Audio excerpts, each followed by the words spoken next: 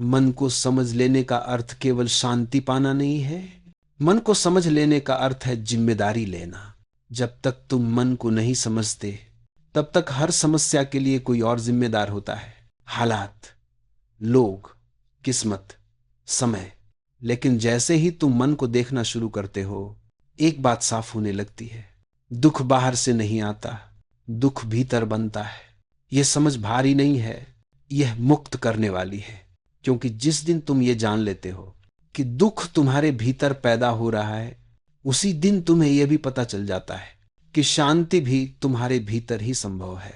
मन को न समझने वाला व्यक्ति हमेशा जीवन से लड़ता रहता है, और लड़ाई चाहे बाहर से हो या भीतर से, थकाती जरूर है। मन को समझने वाला व्यक्ति जीवन से लड़ता नहीं, जीवन को पढ़ता है। वह हर अनुभव से पूछता है, ये मुझे क्या दिखाने आया है। अब एक और गहरी बात समझो, मन को समझना कोई एक दिन की घटना नहीं है, ये रोज रोज घटने वाली जागरूकता है। आज तुमने मन को देखा, कल फिर भूल जाओगे। यह भूलना असफलता नहीं है, यह स्वभाव है। मन वर्षों से आदतों में जिया है, वह एक दिन में हार नहीं मानता। लेकिन हर बार जब तुम उसे पहचान लेते हो, वह थोड़ा कम शक्तिशाली हो जाता है। मन की सबसे गहरी आदत है नकारात्मकता।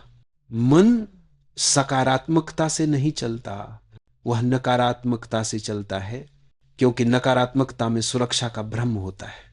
मन कहता है डरो ताकि बच सको, शक करो ताकि धोखा न खाओ, तुलना करो ताकि पीछे न रह जाओ।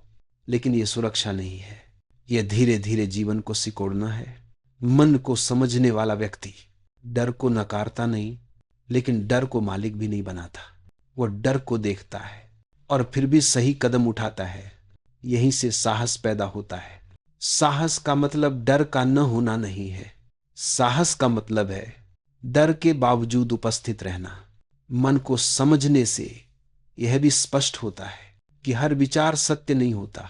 मन बहुत कुछ बोलता है, लेकिन मन जो बोलता है वह अक्सर पुराने अनुभवों की गूंज होती है, न कि वर्तमान की सच्चाई।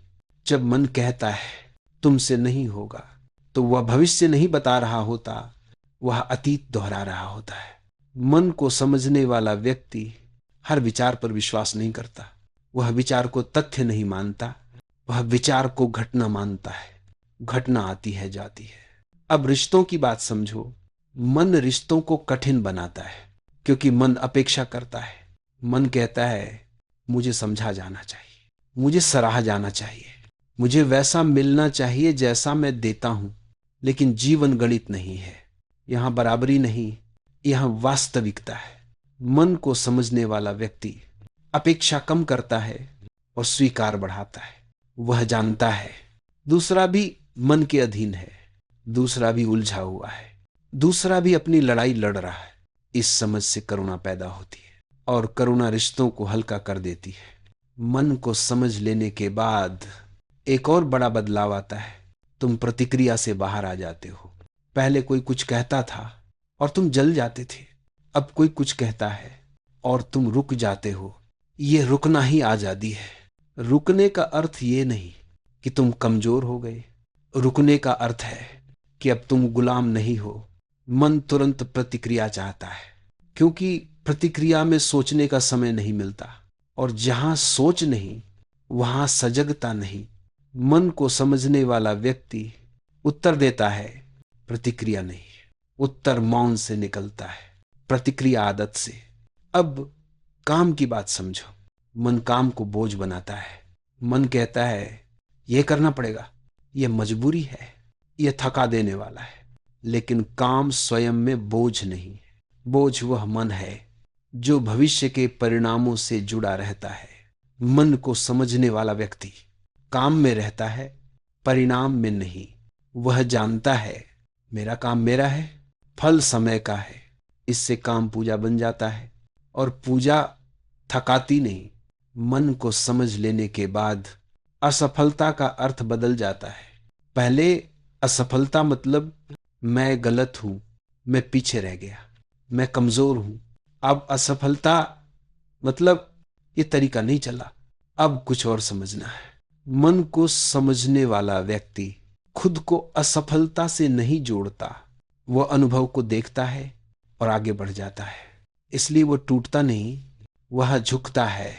और झुकने वाला टूटता नहीं। मन की एक और चाल है पूर्णता। मन कहता है जब सब सही हो जाएगा तब मैं खुश हो जाऊंगा। लेकिन सब कभी सही नहीं होता। और अगर सब सही हो भी जाए तो मन नया गलत ढूंढ लेता है। मन को समझने वाला व्यक्ति पूर्णता की प्रतीक्षा नहीं करता। वह अपूर्णता में जीना सीख लेता है और यहीं से वास्तविक शांति आती है। मन को समझ लेना मतलब जीवन को नियंत्रित करना नहीं है, मतलब जीवन के साथ बहना सीख लेना है। नदी को मत पकड़ो, नदी में उतरो। मन को समझ लेने के बाद तुम्हें यह भी दिखने लगता है कि तुम बहुत सारी चीजें सिर्फ आदत से कर रहे हो, बिना जाने क्यों, बिना पूछे क्यों।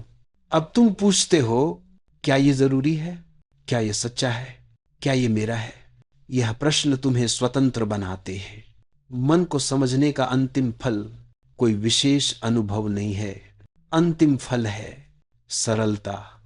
सरलता का मतलब कम होना नहीं है। सरलता का मतलब अनावश्यक का गिर जाना है। कम शोर, कम डर, कम दिखावा, कम तुलना और ज्यादा उपस्थिति, ज्यादा सच्चाई, ज्यादा शांति। अंत में बस यही समझ लो, मन तुम्हारा शत्रु नहीं है। मन एक उपकरण है। जब तुम उपकरण के गुलाम होते हो तो जीवन कठिन होता है। जब उपकरण तुम्हारे हाथ में होता है तो जीवन सरल हो जाता है। मन को समझ लिया तो जीवन को जीतने की जरूरत नहीं रहती। तब जीवन अपने आप साथ चलने लगता है। मन को समझ लेने के बाद जीवन अचानक आदर्श नहीं हो जाता। समस्याएं रहती हैं, चुनौतियां रहती हैं, उतार चढ़ाव रहते हैं, लेकिन एक बड़ा फर्क पड़ जाता है। अब तुम समस्याओं के भीतर फंसे हुए नहीं होते, तुम उन्हें देख पा रहे होते हो। पहले समस्या तुम्हें पकड़ लेती थी, अब तुम समस्या को पकड़कर देखते हो। यही अंतर जीवन को सरल बनाता है। मन को समझने से पहले तुम हर स्थिति से पहचान बना लेते थे। काम अच्छा नहीं चला, तुम असफल हो गए। कोई नाराज हुआ, तुम गलत हो गए। कुछ छूट गया, तुम पीछे रह गए। लेकिन मन को समझ लेने के बाद पहचान ढीली पड़ जाती है। तब तुम कहते हो काम अच्छा नहीं चला, इसका मतलब यह नहीं कि मैं ही खराब हूं। कोई नाराज है, इसका मतलब यह नहीं कि मैं गलत हूं। कुछ छूट गया, इसका मतलब यह नहीं कि सब खत्म हो गया। यह दूरी ही मानसिक आजादी है। अब एक और गहरी बात समझो। मन को समझ लेना मतलब भावनाओं से भागना नहीं है। इसका मतलब यह भी नहीं है कि तुम पत्थर बन जाओ। भावनाएं आएंगी, दुख आएगा, प्रेम आएगा, डर आएगा, खुशी आएगी। फर्क बस इतना होगा कि अब तुम उनमें डूबते नहीं, तुम उन्हें बहते हुए देखते हो। पहले दुख आता था तो वह तुम्हारा पूरा अस्तित्व बन जाता था। अब दुख आता है, बैठता है और चला जाता है, क्योंकि अब उसे पकड़ने वाला कोई नहीं है। पकड़ मन करता है। जब मन देखा जाता है तो पकड़ ढीली हो जाती है। मन को समझ लेने के बाद रिश्ते बदलते हैं। पहले तुम रिश्तों से कुछ पाने की कोशिश करते थे, समझ, सुरक्षा, मान सम्मान, अपनापन। अब तुम रिश्तों में कुछ देने लगते हो, उपस्थिति, ईमानदारी, सुनना। और अजीब बात यह है कि जब तुम पाना छोड़ देते हो तब रिश्ते गहरे होने लगते हैं। पहले तुम चाहते थे कि सामने वाला बदले, अब तुम सामने वाले को देखने लगते हो। देखने में ही बदलाव की शुरुआत है।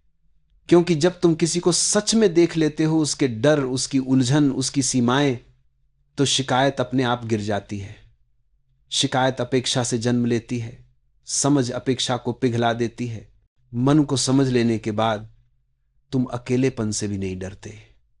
पहले अकेलापन तुम्हें काटता था क्योंकि तुम खुद के साथ रहना नहीं जानते थे। अब अकेलापन विश्राम बन जाता है। अब तुम्हें भीड़ की जरूरत नहीं पड़ती खुद से बचने के लिए। अब तुम खुद के साथ बैठ सकते हो बिना घबराए। यहीं से वास्तविक आत्मसम्मान जन्म लेता है। आत्मसम्मान दूसरों की राय से नहीं आता। आत्मसम्मान आता है इस समझ से कि मैं अपने साथ खड़ा हूं। जब मन तुम्हें गिराने की कोशिश करता है और तुम उसे देख लेते हो, उसी क्षण आत्मसम्मान गहरा होता है। मन को समझ लेने के बाद काम का अर्थ भी बदल जाता है। पहले काम सिर्फ परिणाम के लिए होता था, पैसा, पहचान, सुरक्षा। अब काम अभिव्यक्ति बन जाता है। अब तुम जो करते हो उसमें तुम मौजूद रहते हो, तुम भविष्य में नहीं भागते। और जो व्यक्ति काम में मौजूद होता है वह थकता कम है, इवन अगर काम ज्यादा हो। पहले मन कहता था जल्दी करो, पीछे रह जाओगे। अब सजगता कहती है ठहरो, देखो, सही कदम उठाओ। यह ठहराव आलस्य नहीं है, यह स्पष्टता है। मन को समझ लेने के बाद डर का रूप भी बदल जाता है। डर खत्म नहीं होता, लेकिन डर अब तुम्हें चलाता नहीं। पहले डर दिशा तय करता था, अब डर सिर्फ सूचना बन जाता है। तुम डर को सुनते हो, लेकिन डर के आदेश पर नहीं चलते। यही साहस है, और यह साहस शोर नहीं करता, यह भीतर शांत रहता है। अब जीवन में असफलता आएगी तो भी वह तुम्हें परिभाषित नहीं करेगी। तुम गिरोगे, लेकिन टूटोगे नहीं, क्योंकि अब तुम्हें पता है गिरना अनुभव है, पहचान नहीं। जो पहचान गिरने से जुड़ी नहीं होती वह जल्दी उठ जाती है। मन को समझ लेने के बाद तुम तुलना से भी बाहर आने लगते हो। पहले तुम दूसरों की जिंदगी देखकर अपने जीवन को कम आंकते थे। अब तुम जानते हो हर व्यक्ति अपनी लड़ाई लड़ रहा है, हर व्यक्ति अपने स्तर पर उलझा हुआ है। तुलना अर्थहीन लगने लगती है, और जब तुलना गिरती है तो ईर्ष्या गिरती है। ईर्ष्या गिरते ही शांति आती है। मन को समझ लेने के बाद समय के साथ तुम्हारा रिश्ता भी बदल जाता है। पहले तुम हमेशा या तो अतीत में रहते थे या भविष्य में। अब तुम वर्तमान में टिकना सीखते हो। और वर्तमान में टिकने का मतलब यह नहीं कि तुम भविष्य की तैयारी नहीं करते। इसका मतलब यह है कि तुम तैयारी करते हुए भी अभी में रहते हो। अब सबसे गहरी बात समझो, मन को समझ लेना कोई उपलब्धि नहीं है। यह कोई मंजिल नहीं है जहां पहुंचकर सब खत्म हो जाए। यह एक सतत प्रक्रिया है, हर दिन, हर पल। कभी तुम सजग रहोगे, कभी भूल जाओगे। भूलना गलत नहीं है, भूल को देख लेना ही समझ है। भूल को देख लेना ही समझ है। हर बार जब तुम भूल जाते हो और फिर याद कर लेते हो कि मैं मन नहीं हूं, मैं देखने वाला हूं, तुम थोड़े और मुक्त हो जाते हो। यही मुक्ति का रास्ता है, धीमा, शांत, बिना दिखावे के। अंत में बस यही समझ लो, मन को समझ लेना जीवन को आसान बनाने की तकनीक नहीं है। मन को समझ लेना जीवन को सच्चा बनाने की प्रक्रिया है। और जब जीवन सच्चा हो जाता है तो वो अपने आप सरल हो जाता है। मन को समझ लिया तो पूरा जीवन सरल हो जाएगा। ये कोई नारा नहीं है, ये एक अनुभव से निकला हुआ सत्य है। तुम जीवन को कठिन मानते हो, लेकिन जीवन कठिन नहीं है। कठिन तुम्हारा मन है। जीवन सीधा है, सरल है, बहता हुआ है, लेकिन मन उसे घुमा देता है, उलझा देता है, भारी बना देता है। और फिर तुम कहते हो जीवन बहुत मुश्किल है। सच ये है कि जीवन नहीं, मन को समझना बाकी है। मन की सबसे बड़ी चाल ये है कि वो खुद को दिखाता नहीं है। वो पर्दे के पीछे रहकर सब कुछ चलाता है। तुम सोचते हो कि तुम निर्णय ले रहे हो, लेकिन असल में निर्णय मन ले रहा होता है। तुम सोचते हो कि तुम गुस्सा कर रहे हो, लेकिन असल में मन पुरानी चोटों को दोहरा रहा होता है। तुम सोचते हो कि तुम डर रहे हो, लेकिन असल में मन भविष्य की कल्पना कर रहा होता है। मन को समझने का पहला सूत्र ये है, मन कभी वर्तमान में नहीं होता। वह या तो बीते हुए कल में अटका रहता है या आने वाले कल में भागता रहता है। और जीवन हमेशा अभी में है।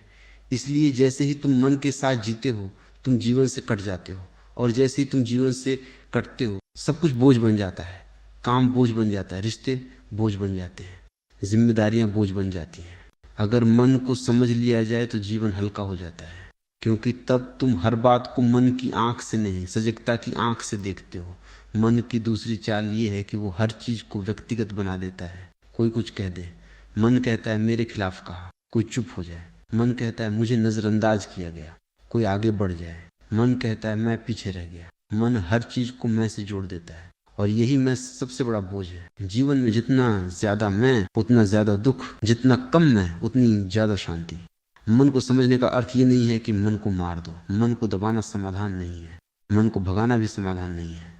मन को देखना समाधान है। जब तुम मन को देखते हो बिना उसे बदलने की कोशिश किए, तो एक अद्भुत घटना घटती है। मन धीरे धीरे शांत होने लगता है, क्योंकि मन को ऊर्जा मिलती है तुम्हारी पहचान से।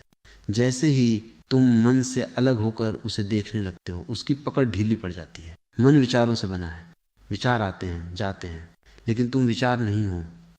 अगर तुम विचार होते तो हर विचार के साथ बदल जाते, लेकिन कुछ तुम्हारे भीतर है जो विचारों को आते जाते देख रहा है।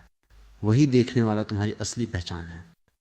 मन को समझ लेने का मतलब यही है, ये जान लेना कि मन मुझ में है, मैं मन में नहीं हूँ। जैसे बादल आकाश में होते हैं, आकाश बादलों में नहीं होता।